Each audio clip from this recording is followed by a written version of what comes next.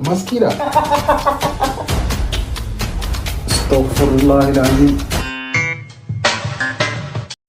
السلام عليكم ورحمة الله وبركاته. وردفتوتا وكبيمتوتا بجلتمتوتا خيني أكم نغا فيا جرتني سنجا أرى سغنتا أدهتني سنيدو نيجر سغنتان كيني غاراكم ماليو بيتان بدو غافي ديبي وجين غدو يانا بدو نموني بيتان جدي ياتي چرباني رتردفتني أكسما غا لايك شير سبسكرايب غدو هندغتنا نسنجا أما غرا فيديو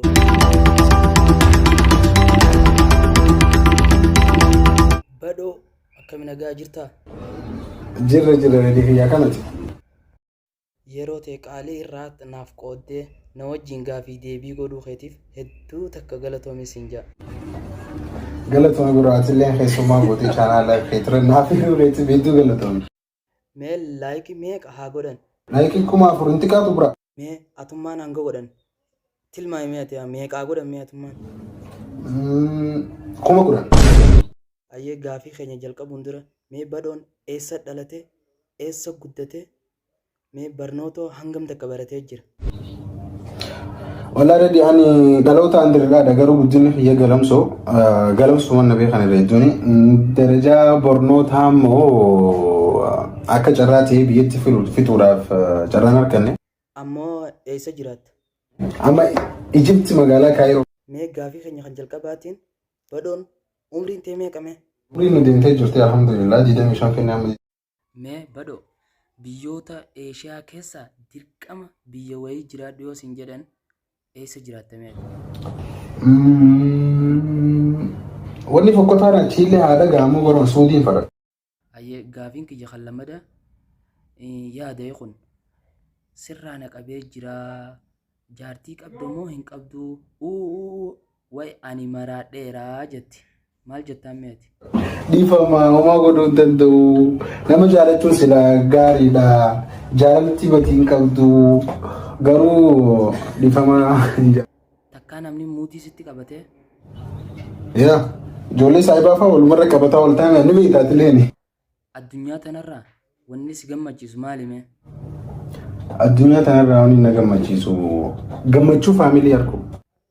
Ayyee mee guyyaa tokkoof osooniif dhalaa taate maal gootamee ati? Guyyaa takkaaf osoon dhalaate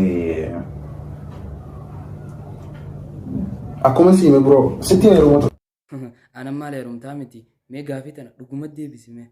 Guyyaa tokkoof garuu yoo ta'e fadiiloo ofirraa haa godha silaa fadiiloo jaal fadiiloo.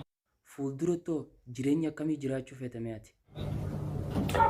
Jireenya gammachuu ta'e jireenya jaalalaa jireenya ibaadaan guutame jiraachuun barbaadu rabbi inshaallah. Jaartii qabdaati? Biroo reefu na gaafattee barraa siime. Naa himtee turte.